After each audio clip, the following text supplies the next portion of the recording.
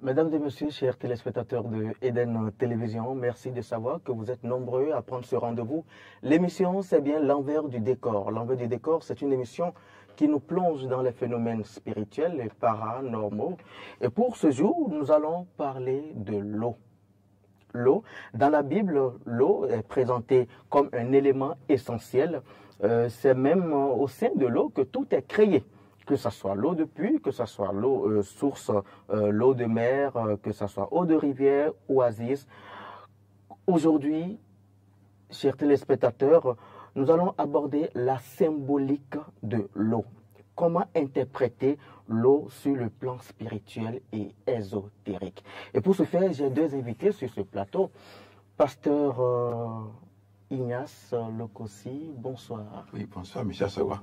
Le plaisir est pour moi d'être sur ce plateau pour parler donc de la symbolique de l'eau. Pour parler de la symbolique de l'eau. Oui. Merci beaucoup. En face de vous, nous avons Michel Accordéon. Bonsoir, monsieur le journaliste. Monsieur Michel Accordéon, bonsoir. Vous êtes biologiste. Biologiste de formation. De formation. Oui. Parce que vous aussi, vous êtes... Je suis biochimiste. Biochimiste. De formation. De formation. Oui. Je pense que le thème cadre très bien avec vos formations de base. Oui, voilà. Super. Mais parallèlement, vous êtes onirologue. Onirologue, bien sûr. Onirologue ou bien Ornirologue. J'y parviens. Ça veut dire quoi? Onirologue, c'est l'art d'interpréter le rêve des gens. L'art d'interpréter le rêve des gens. Ça veut dire que vous interprétez les rêves? Oui, j'interprète les rêves. J'aide les gens à comprendre le message que le divin ou bien que leur corps essaie de leur passer à travers leurs rêves. C'est une spécialité de la spiritualité? Oui, c'est une spécialité de la spiritualité. Dans la Bible, on voit Joseph qui était doté de ce don, qui interprétait les rêves des gens. Donc et Daniel aussi qui a interprété les rêves de Nebuchadnezzar. Voilà. Donc pour moi, c'est une spécialité de la spiritualité. Est-ce que l'interprétation des rêves n'est pas un don de Dieu, pasteur? Ouais, juste une parenthèse. Tout à fait. Voilà, pour que les téléspectateurs comprennent. Tout à fait, parce que Joseph n'a pas étudié une science pour pouvoir le faire. C'est un don de Dieu qu'il a constaté en lui-même. Quand il rêvait, il en parlait. Ses parents étaient surpris. Il a constaté qu'il avait ce don-là. Pour Daniel aussi, c'est pareil. Ce n'est pas une science qu'ils ont étudiée, eux autres, pour le faire. C'est un don. Pour eux, c'est un don. C'est un don. Mais pour vous, c'est une science. C'est une science. D'accord. Alors, pendant qu'on y est, nous allons parler de l'eau. D'accord, du symbolisme de l'eau, la portée spirituelle de l'eau. Lorsque quelqu'un est allé vous voir et vous dit qu'il a rêvé et puis il est en train de boire de l'eau, déjà ça veut dire quoi? Quand quelqu'un rêve qu'il est en train de boire de l'eau, ça a plusieurs significations. D'abord, peut-être, la première question que je dois poser à la personne, c'est que est-ce que durant la journée, est-ce que tu as eu un besoin, une soif? Et s'il me dit oui, bien sûr, qu'il a eu un moment où il est parti au sport, il avait tellement soif et qu'il n'avait pas gardé de l'eau sur lui. Alors cela... Vous êtes en train de parler du subconscient, c'est ça? Voilà, son subconscient peut provoquer ce genre de rêve.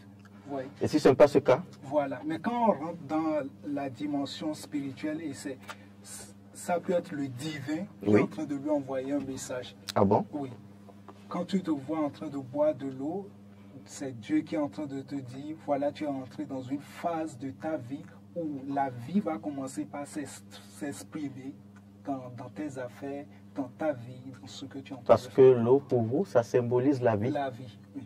L'eau, c'est la vie. Oui, l'eau, c'est la vie. L'eau, c'est la vie. Oui. Mais, pasteur Ignace, l'eau bénite, est-elle une âme spirituelle pour vous? Non, l'eau bénite n'est pas une âme spirituelle parce que, en fait, Dieu peut donner un sens ou une dimension spirituelle à de l'eau. Je vais parler donc du cas de Naaman dans le livre du roi, 2 Rois chapitre 5. Oui, 2 Rois 5, d'accord. 2 Rois 5, où lorsque Naaman était allé voir Élisée, il était malade, il avait la lèpre.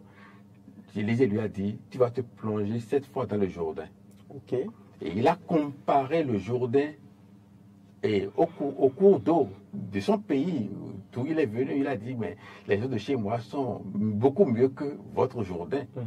Et un de ses serviteurs lui a dit, mais maître, si tu avais demandé quelque chose de compliqué, tu allais le faire. Donc il a dit d'aller se plonger cette fois seulement. Il faut le faire.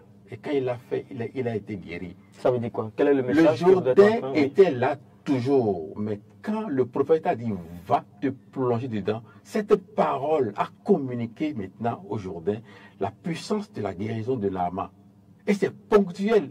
Ça ne veut pas dire qu'un autre lépreux ira dans le même Jourdain pour se plonger cette fois et être guéri. Ah bon? Non, non, non. Mais dans le même temps, lorsque vous allez dans 2 Rois 19, Oui, déjà 19 à 22, oui. quand toujours même Élisée, qui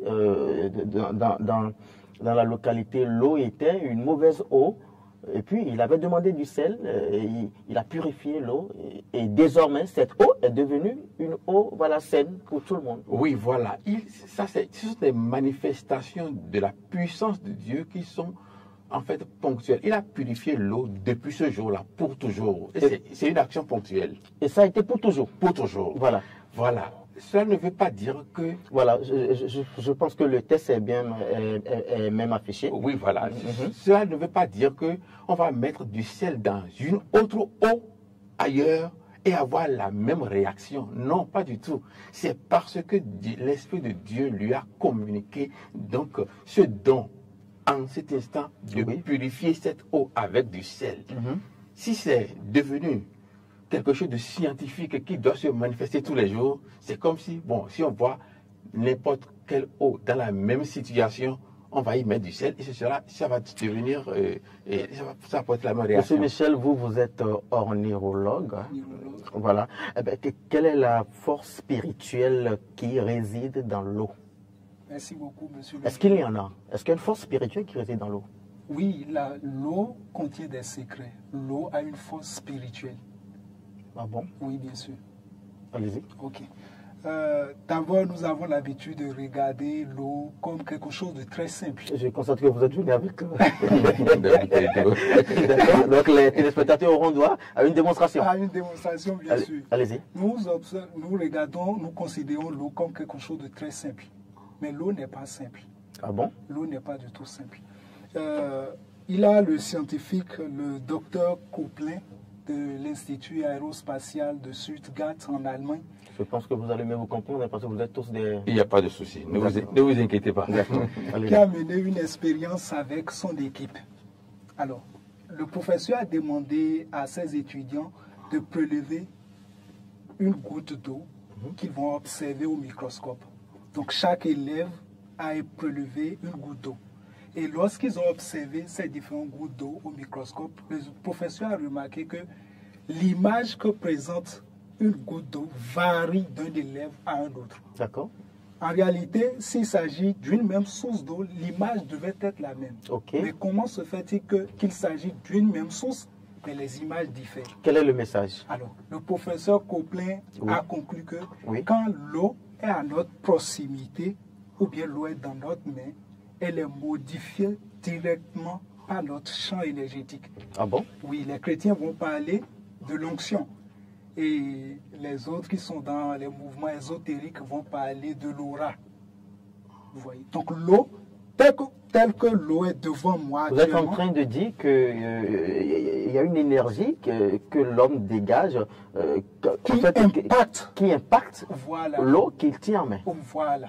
Et l'eau réagit, l'eau est modifiée automatiquement face à cette énergie magnétique. Pasteur, est-ce que l'eau, effectivement, a ce pouvoir de, qu'est-ce que je vais dire, de réceptacle, je ne sais pas, de modification Oui, je vais répondre là d'abord en tant que scientifique.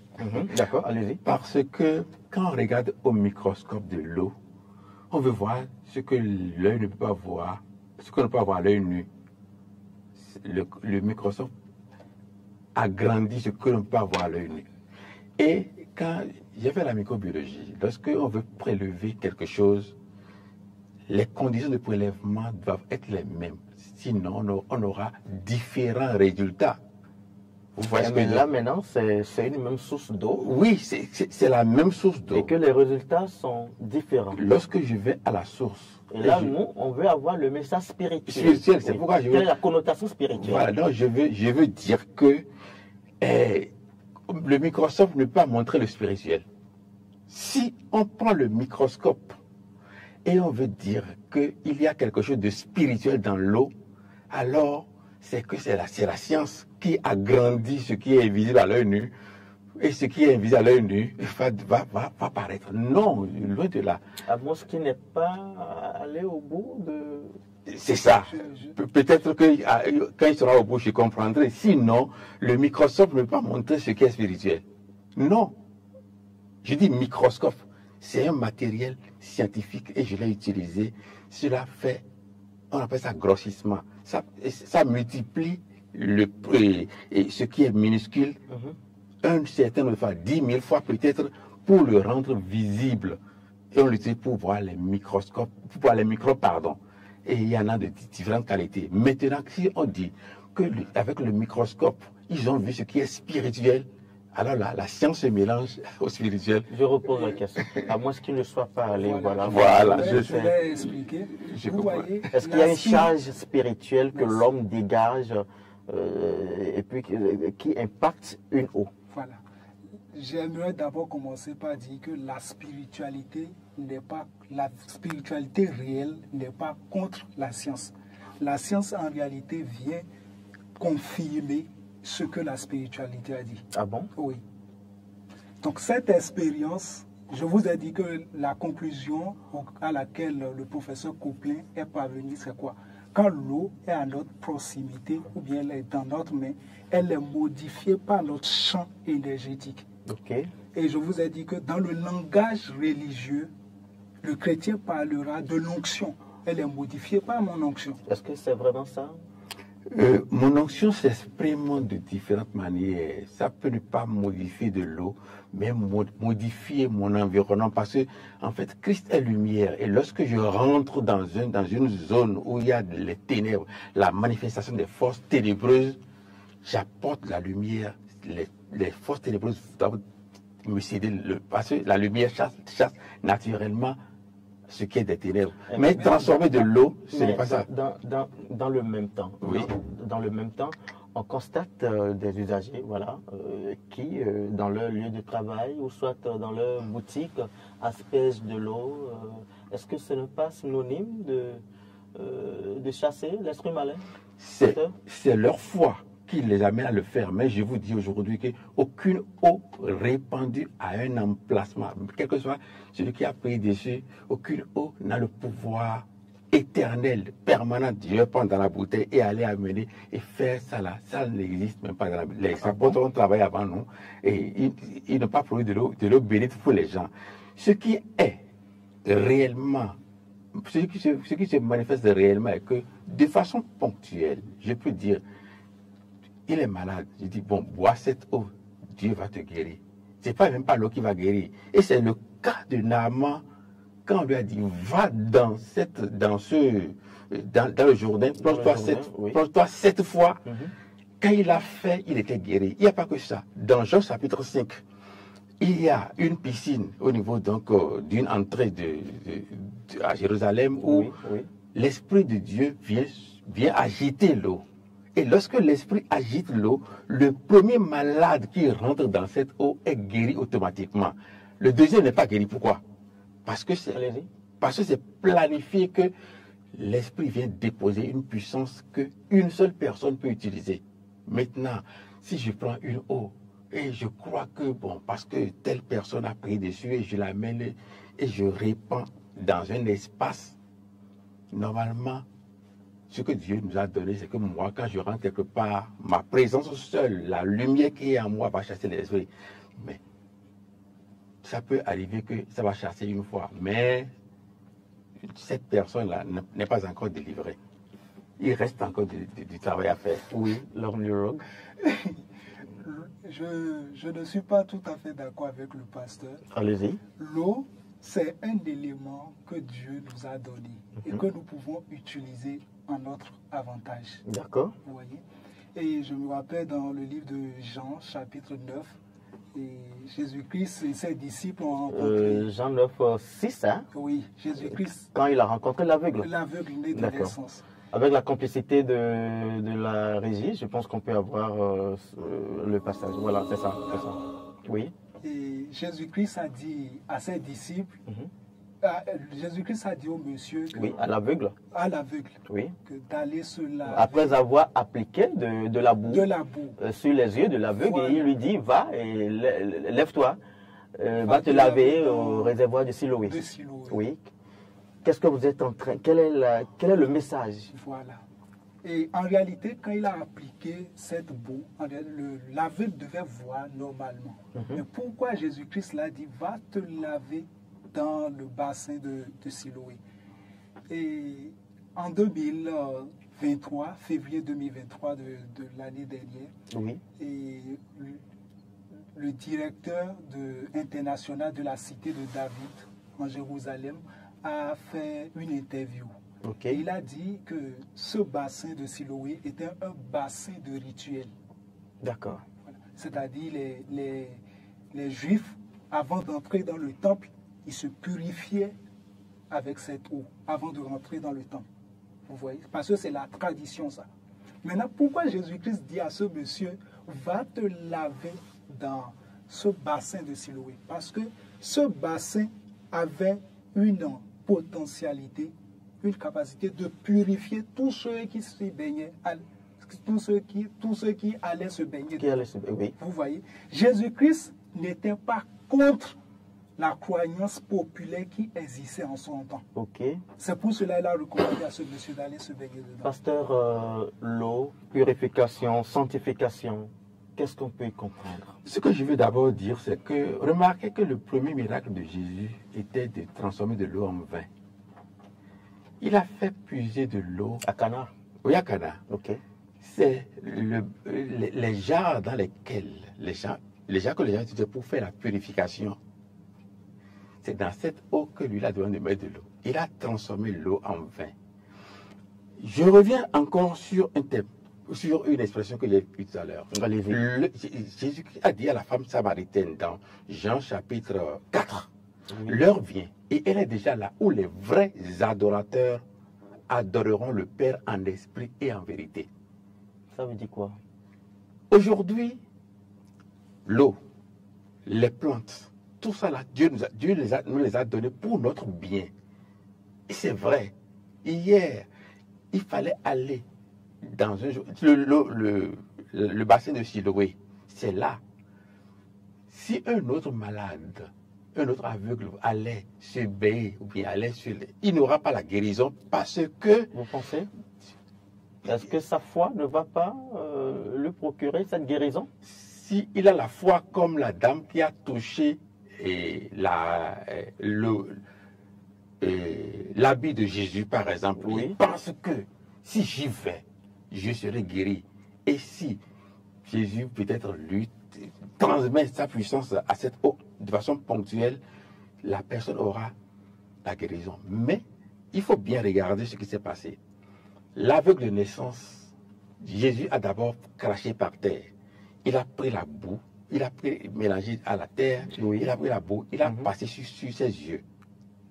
Il a fait ça d'abord. Oui. Et après ça, il lui a dit d'aller se laver au réservoir de Siloé. C'est tout le processus qui a produit la guérison. Ce n'est pas l'eau à part. Ah bon? Non, non, non. C'est tout le processus. Et ce n'est pas le seul aveugle que Jésus a guéri.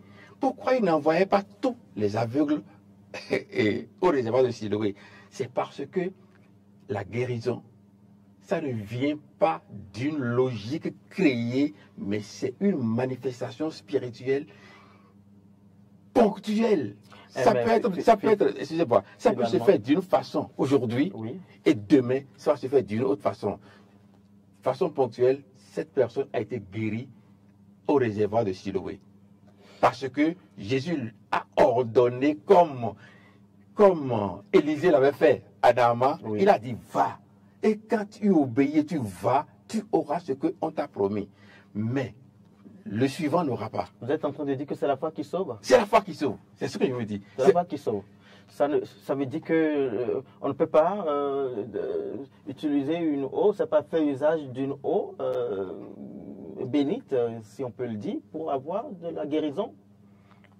C'est pourquoi, bon, je ne l'utilise pas moi. Je n'ai jamais utilisé de l'eau bénite. Et je n'ai jamais parce que pour moi... Est-ce que vous enseignez à votre communauté? Tout à fait. Et vous voyez, j'ai déjà dit ici, nous ne sommes pas les premiers à utiliser la parole de Dieu. Avant nous, les apôtres, ils ont guéri. Pierre, non pas Pierre, Paul. Il y a un malade ailleurs, on a posé sur son corps un mouchoir, on allait poser sur le malade, il est guéri. Est-ce que cela veut dire que tous les mouchoirs sont dotés de puissance? Non. Finalement, quelle est la métaphysique de l'eau? Et je vais d'abord expliquer quelque chose. Allez-y. Lorsque nous parlons de l'eau, l'eau, c'est un élément que nous utilisons. Vous voyez? En réalité, c'est notre foi, la foi que nous appliquons dans cet élément que nous utilisons, c'est ça qui donne le résultat. Ok. Vous voyez? Je suis d'accord avec le pasteur que c'est la foi. D'accord. C'est la foi. Mais la foi n'annule pas le fait d'utiliser un élément. Vous voyez, si j'ai la foi que dès que je vais boire cette eau, j'aurai ma guérison, j'aurai cette guérison. Vous voyez? Mais cela ne veut pas dire que l'eau est le seul élément qui est à la disposition de l'homme, que l'homme doit utiliser à tout moment. Donc, je suis tout à fait normal, c'est tout à fait normal que le pasteur dise que Jésus-Christ n'envoyait pas tous les aveugles au bassin de Siloé. Pourquoi? Parce que le bassin de Siloé n'était pas le seul élément qui existait pour accomplir la guérison. Okay. Il a plusieurs éléments. Il a la parole, je libère la parole, la personne est guérie. Je reviens sur ma question. Quelle est la métaphysique de l'eau? Voilà. Quelle est la métaphysique de l'eau? Ce que je peux répondre, je vais d'abord commencer par une expérience scientifique parce que j'aime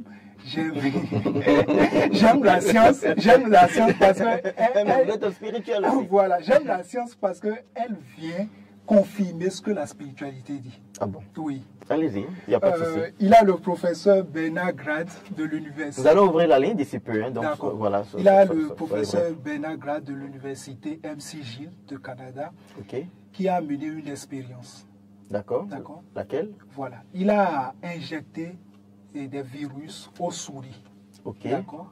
Et il voulait voir si l'eau à laquelle on a impacté, on a touché, on a impacté, on a envoyé une intention. Une énergie. Voilà. Pourrait guérir ces souris-là.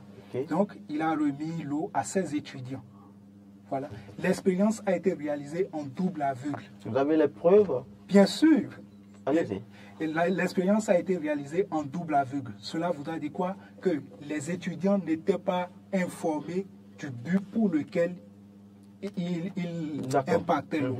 Alors, après l'impactation, le professeur a commencé par injecter l'eau à ces souris.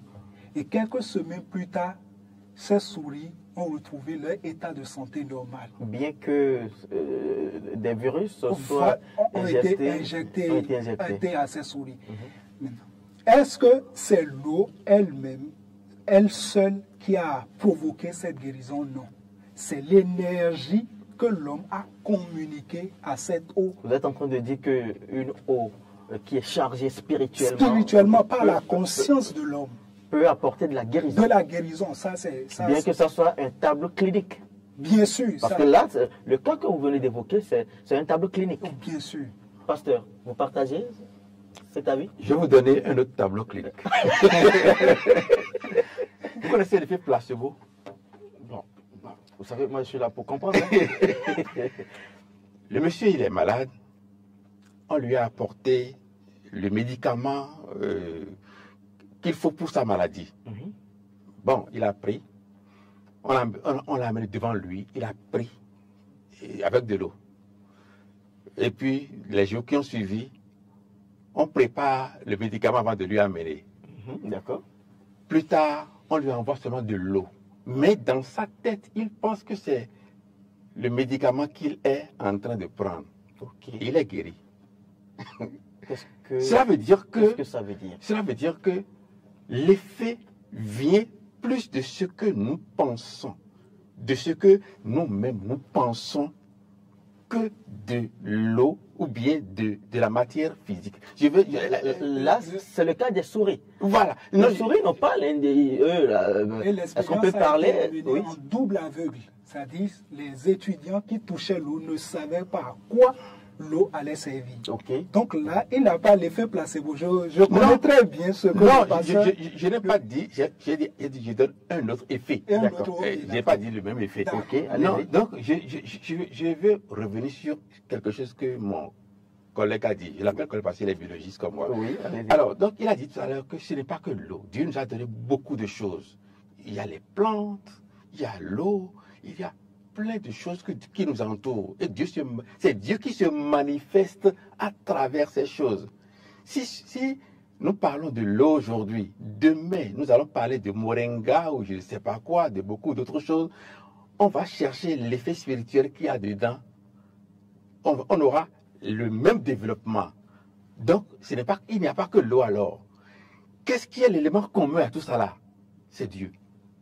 C'est la puissance de Dieu. C'est là où je veux en venir. Il faudrait que nous comprenions que, en fait, l'intention, c'est Dieu qui a accordé que l'intention se réalise. C'est Dieu qui a accordé la guérison de l'animal. Dans ce cas précis, cela ne veut pas dire que tout ce que je vais prendre, quelle bonne intention nous n'avons pas. Et malgré ça, nous avons des problèmes dans la vie. Nous sommes animés de beaucoup de bonnes intentions pour nos enfants. Nous voulons qu'ils réussissent. On a de bonnes intentions pour eux. Mais ces intentions n'ont pas suffi parce que en nous, il y a quelque chose qui inhibe, qui empêche la manifestation de la puissance de Dieu. Pasteur, et c'est ça le péché. Dans la religion traditionnelle, oui. dans la religion endogène, voilà, si je peux m'exprimer ainsi, vous savez, parfois, à l'entrée des couvents, ou bien même dans certains courants religieux, que ce soit chrétien aussi, à l'entrée des temples ou bien des églises, il y a de l'eau positionnée quelque part où chaque fois quand les fidèles viennent, ils prennent pour s'asperger. Pour vous, quelle est la signification, quelle est la connotation spirituelle? Je veux dire que cela vient de l'ancienne alliance de Dieu, dans la Bible même. Vous voulez parler de l'Ancien Testament? Oui, bien sûr. Quand on parle de l'Ancien Testament, on va penser que c'est les écritures de Genèse à Malachie. Non, je parle de l'alliance même que Dieu avait établie. Dans cette alliance-là, on utilisait de l'eau avec de l'hysope. Ce qui fait qu'aujourd'hui, quand il y a un cadavre, un corps dans une maison, quand le corps est enlevé pour que les gens se purifient, on met de l'hysope dans de l'eau et les gens se purifie avec. Vous y croyez? Mon nom c'est le Kossi, j'ai grandi dedans, mais je n'y crois pas. Pourquoi? Oui, j'ai avancé dans ma foi. Je vais expliquer. Allez-y. En fait, la souillure de l'homme, ce n'est pas sur ce corps, c'est dans son cœur. Ah bon? C'est le mal, c'est le péché qui est en l'homme, qui le souille, qui le sépare de Dieu et qui empêche les bonnes intentions, tout ce que nous avons dit là, ne peut pas se manifester dans un environnement souillé par le péché. D'accord? C'est pour cela que Christ, d'abord, quand il est venu, il a opéré un changement de l'homme intérieur. Il a dit, c'est pas ce que vous mangez qui vous souille, c'est ce qui sort de vous. Et ce qui sort de vous, ce sont la haine, les haines, les rivalités, les animosités, tout ça. Je suis dans Marc chapitre 7. Verset 14 et suite.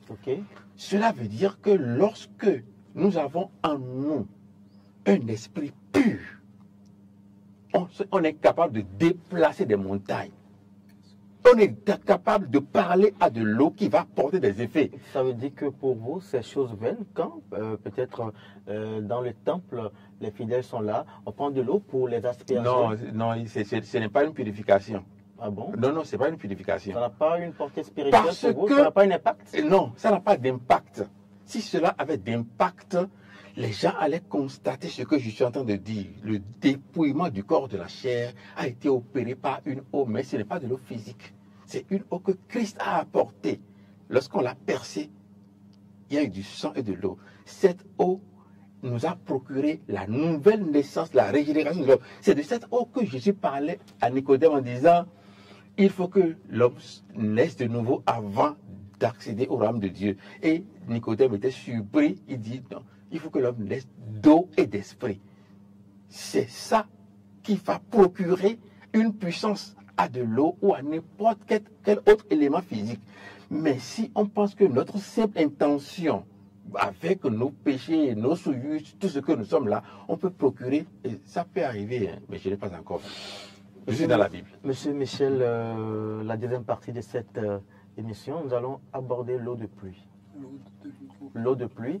Le temps ne va pas nous permettre d'aller dans tous les détails parce qu'il y a l'eau de pluie, il y a l'eau de rivière, il y a l'eau de mer. Qu'est-ce qu'on peut y comprendre? Et aussi, je voudrais déjà, bien avant, demander aux téléspectateurs qui peuvent intervenir. C'est bien le 48 52 94 02.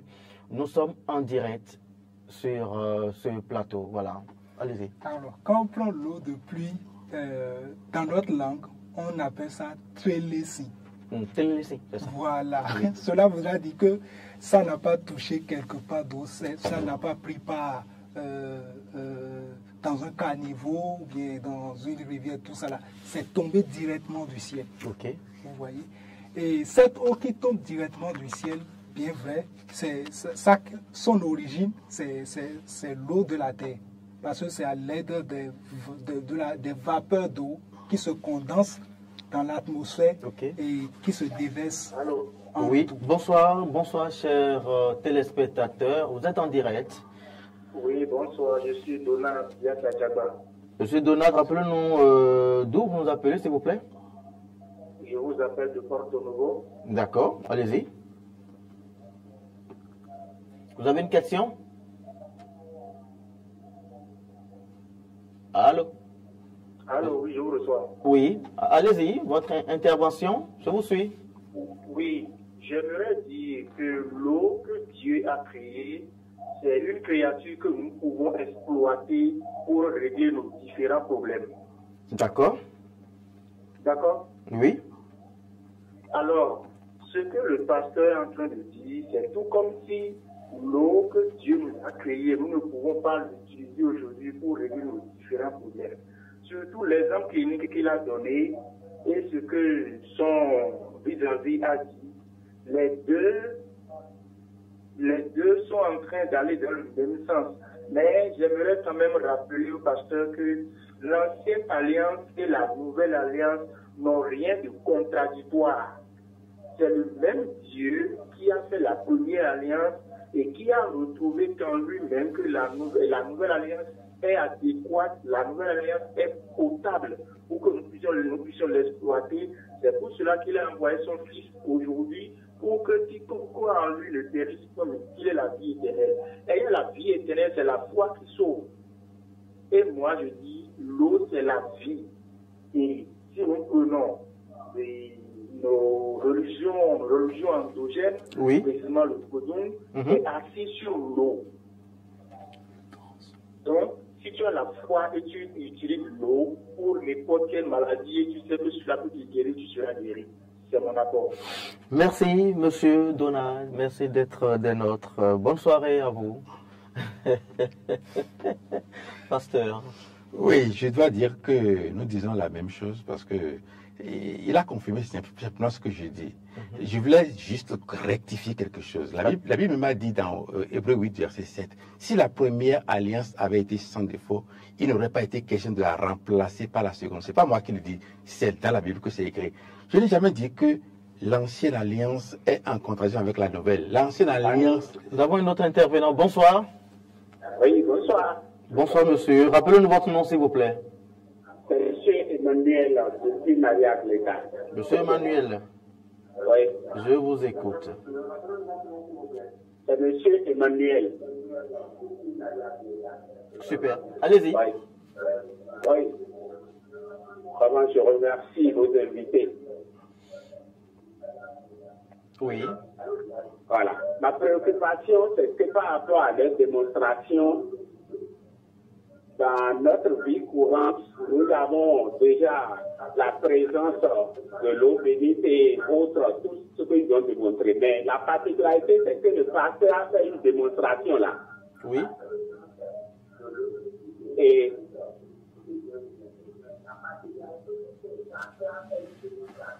il a parlé d'une eau qui peut maintenant donner une transformation au niveau de l'être intérieur. Oui. Est-ce que vous voudrez diminuer un peu le volume de votre poste téléviseur? Ok. Donc, c'est à ce niveau-là, je voudrais qu'il précise, parce qu'aujourd'hui, il faut cette purification interne de l'homme intérieur pour se rapprocher de Dieu. Par contre, oui, allez-y. Oui, donc,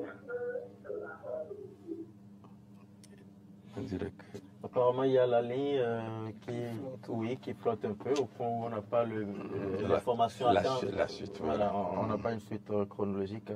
Oui, pasteur, vous étiez en train de parler. Donc, je disais que nous disons la même chose. Okay. J'ai juste fait une nuance. Mon nom, c'est Le Kossi. Je suis né dans une famille de fétiches. J'ai graillé dedans. Je sais ce que c'est. Peut-être mieux que beaucoup de personnes même. L'eau n'est pas le seul élément par lequel Dieu se manifeste à nous. L'eau a été créée. M. Donald disait que c'est bien ancré même dans la religion. Voilà, donc je la connais très bien. Oui, voilà, je la connais très bien. Mais je dis, l'eau n'est pas le seul élément. Ce n'est pas la seule matière à travers laquelle Dieu se manifeste à nous. Et pour l'eau, l'eau n'a pas une propriété spirituelle autre que ce que nous lui communiquons lorsque nous-mêmes nous sommes. Nous avons un autre intervenant. Oui. Bonsoir. Bonsoir. L'intervenant est parti. Oui, pasteur. Allez-y rapidement. Donc, c'est pour dire que ce que l'eau devient dépend de notre foi, dépend de ce que nous faisons d'elle. Et nous ne faisons rien d'elle si ce n'est ce que l'Esprit nous communique. C'est pourquoi Jésus a dit à l'aveugle, va à la fontaine de Siloé. L'imposition de la main sur un seau d'eau bien rempli, pour vous, quel est le message que ça procure? Si Dieu me donne l'inspiration de dire cette eau-là, Dieu, Seigneur, manifeste-toi à travers cette eau pour que ça produise tel effet. Dieu me donne cette inspiration, je le fais, ça va se produire. Mais ce n'est pas une manifestation permanente telle que je vais commencer par imposer la main de l'eau et vendre ou bien mettre à disposition des gens, ça va produire le même effet. C'est d'abord l'effet que cela va produire. Maintenant. Voilà, c'est pour ça que avec ça que je ne suis pas d'accord. En fait, si je commence par le faire et c'est répétitif, ça devient comme de la magie. Oui. Et je ne suis pas d'accord avec le pasteur sur ce point. Bonsoir. bonsoir. Bonsoir, intervenant. Appelez-nous votre nom, s'il vous plaît. Bonsoir. Apparemment, nous avons une perturbation de la ligne ce soir. Oui, allez-y. Je ne suis pas d'accord avec le pasteur sur ce point. En quel sens ça? La puissance de Dieu n'est pas en dehors de nous, elle est en nous. Je vous ai dit tout à l'heure que quand vous prenez l'eau, quand l'eau est à votre proximité, ou bien vous tenez l'eau dans la main, votre champ, la puissance de Dieu qui est en vous. Okay. Quand je parle de champ énergétique, je parle de la puissance de Dieu qui est en nous. Vous voyez, la puissance de Dieu qui est en vous modifie déjà l'eau. Et l'eau n'attend que l'intention, votre intention pour qu'elle commence par donner les résultats auxquels vous attendez. Vous voyez. Donc si en vous, vous croyez profondément que quand vous allez dire... Bonsoir, chers téléspectateurs. Oui, bonjour, je m'appelle Riley Arnaud. Monsieur Arnaud, vous nous appelez d'où? J'appelle depuis la France. D'accord. Je suis sur...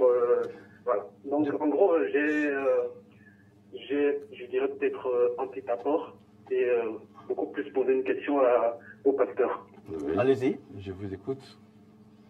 Alors, quand j'écoute le pasteur, j'ai juste comme l'impression que le pasteur il fait une distinction entre la science et la spiritualité. Alors qu'en fait, aujourd'hui, on remarque clairement que la science et la spiritualité sont deux paires. Et aujourd'hui, en fait, on remarque, il y a plusieurs articles scientifiques qui disent, il y a tellement d'études qui ont été faites. Et je connais un célèbre docteur, Emoto Masaru, japonais, qui a eu à faire des études sur la mémoire de l'eau. Je pense que c'est ça que Monsieur Michel il est en train de nous parler. Et on arrive à observer des choses grâce à l'eau. Aujourd'hui, on a la possibilité d'observer des guérisons qui sont faites sur des humains. Et ce sont des études scientifiques qu'ils trouvent. Alors du coup, est-ce que le pasteur il nie toutes ces réalités physiques que nous voyons? Non, je peux répondre facilement. Et parce oui. C'est pas spirituel comme il dit, mais physiquement, en fait, les deux se rejoignent. Merci. Merci beaucoup, M. Arnaud. Vous nous appelez depuis la France. Merci. Ravi de savoir que nous sommes vraiment suivis. Tu vis en France et en réalité, nous sommes sur Canal+, canal numéro 5 pour ceux qui sont au Bénin et puis 287 pour ceux qui sont à l'étranger. Voilà. Oui, allez-y. Vous connaissez l'eau alcaline? L'eau alcaline est produite au laboratoire. D'accord? Et elle produit de la guérison. Elle guérit des maladies. C'est une eau, parce que l'eau, quand c'est pas alcalin, c'est acide. Et quand c'est acide, cela favorise le développement des cancers et beaucoup de choses. Là, c'est de la science que je fais purement. Et cette science ne guérit pas la maladie spirituelle qui est en l'homme. Parce que, par exemple, quand la personne... Nous sommes dans l'aspect spirituel. Oui, nous sommes dans l'aspect spirituel. L'aspect spirituel, c'est comme si... C'est voilà qu'il y a le scientifique aussi. Et comme nous sommes scientifiques, on va pouvoir quand même s'entendre. Oui. Lorsque quelqu'un, par exemple, est embêté par la sorcellerie, là, c'est spirituel. Est-ce que l'eau peut intervenir? Non. Pour délivrer la personne? Non, justement. C'est pour cela que je dis, l'eau alcaline, par exemple, c'est une eau qui a subi un traitement chimique et qui... Nous avons une intervenante. Bonsoir. Oui, moi, c'est le spirituel Germain Aziel. Pardon? C'est le spirituel Germain Aziel. Monsieur Germain, d'accord. Vous nous appelez d'où? Depuis Calavi. Depuis Calavi, vous êtes spirituel. Pour apporter ma modeste contribution à l'émission. Allez-y. Les deux intervenants ont raison.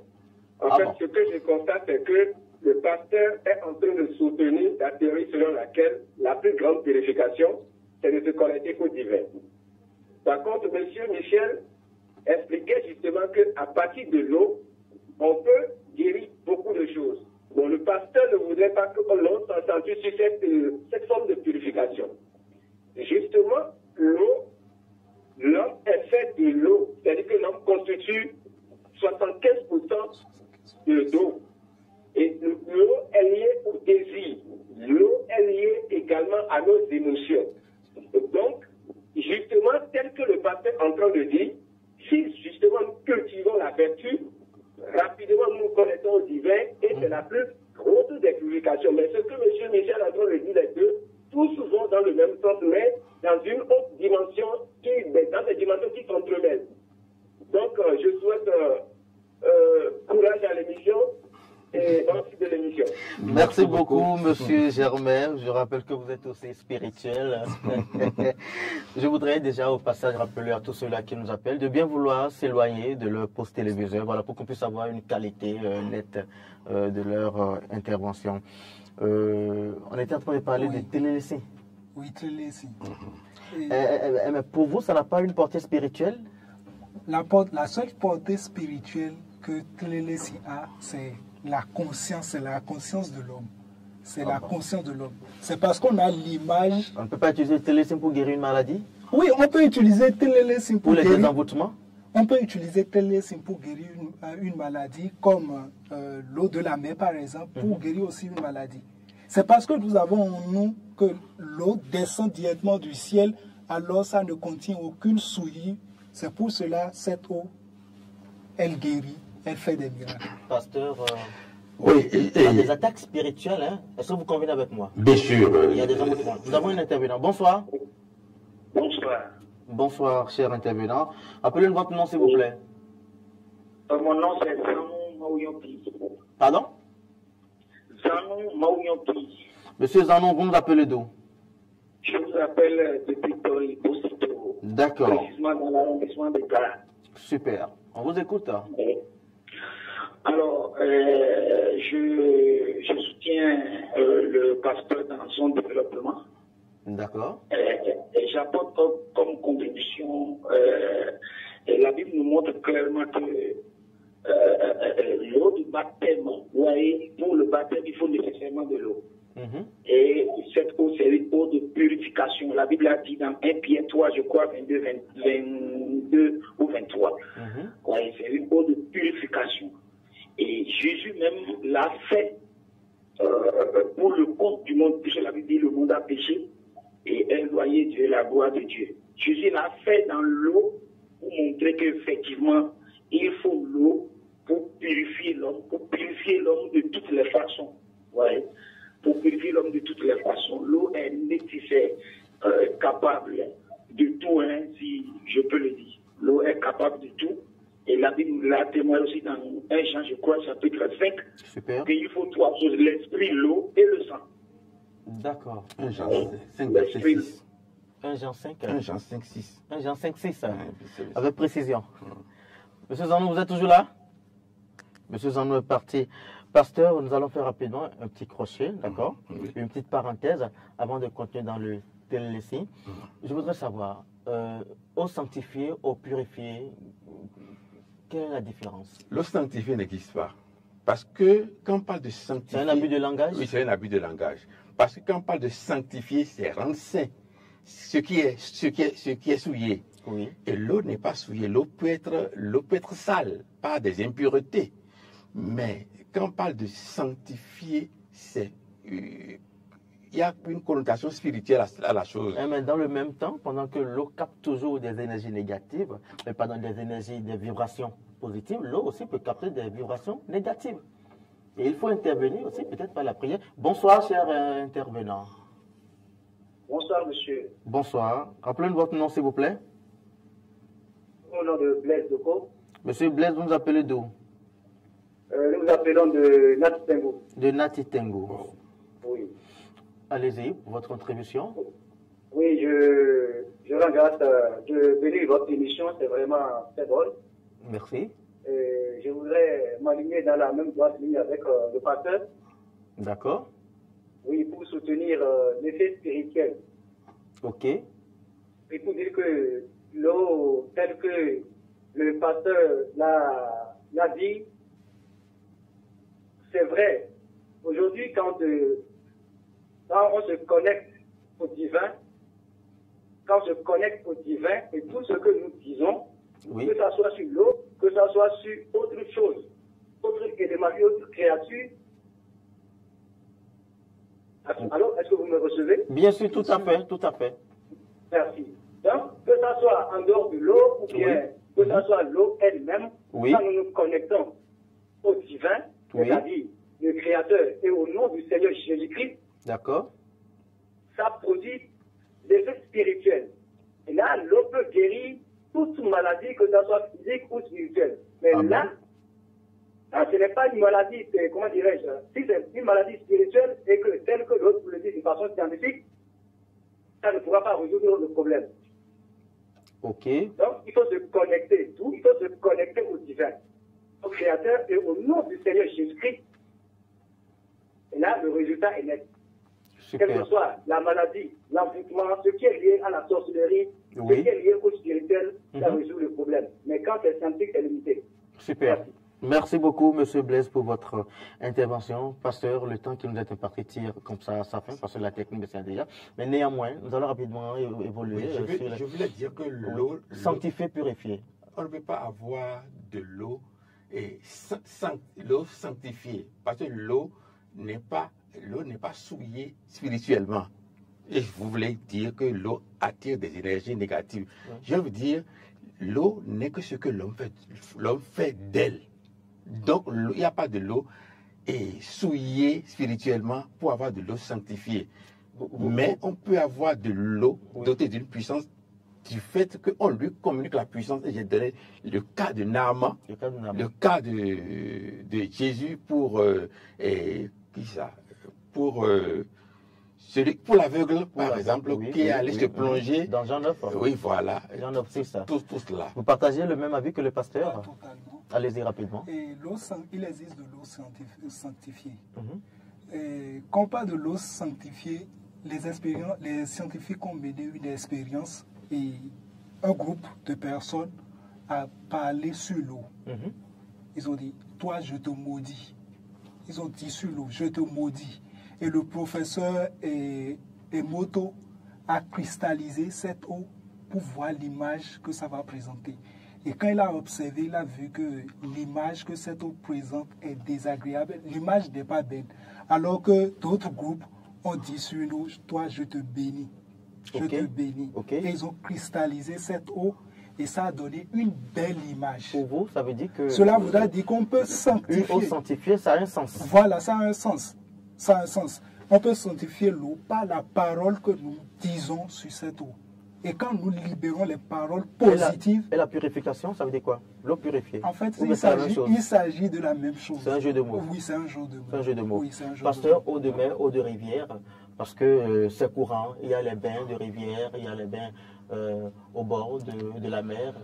Oui, nous racontons... Eau de puits, eau de ci, eau de télélécie. Pour vous, quel est le sens, quelle est la portée spirituelle? L'eau de pluie, d'abord, je veux dire que c'est comme de l'eau distillée. C'est-à-dire, on utilise l'eau distillée au laboratoire pour préparer les solutions de soude, de la passe. Il n'y a pas d'impureté dedans.